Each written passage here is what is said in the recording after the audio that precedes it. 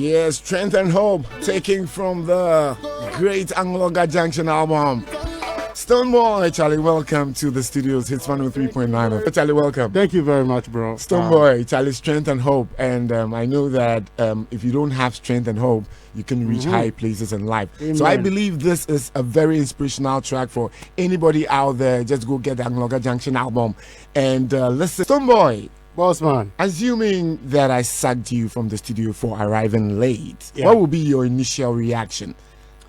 Honestly speaking, I know this question is based off of an incident that once happened. Yes. So if we're going to put it on the same scale, assuming that hadn't happened, I think prior to that happening, it has been a norm for Greenwich Meridian time, Ghana man time, that Africans or Ghanaians, as I can say, we are known to be late. 20 minutes late, 15, 30 minutes is the commonest. We think that is the norm. But prior to that happening, I think that with what I heard as a third party as well, taking myself away from, not even if not being an artist, you can sense that they have had issues before.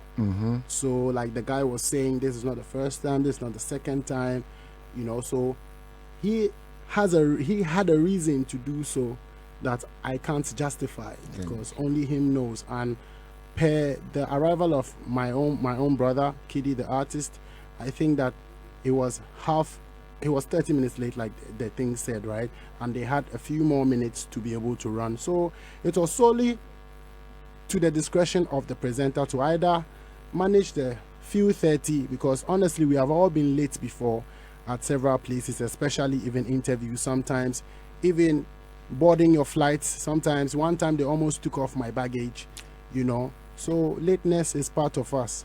But I think that it's solely to the discretion of who is at the helm of affairs, to determine what not. So it's rather an unfortunate situation where it had to be that level. I know people have submitted their suggestions and their views, but for me, I think that if not for the reason he has stated and thinks he justifies himself to do so, there could have been a nicer way to deal with it. Not because to go on air. Even he himself can admit that lateness is with everybody.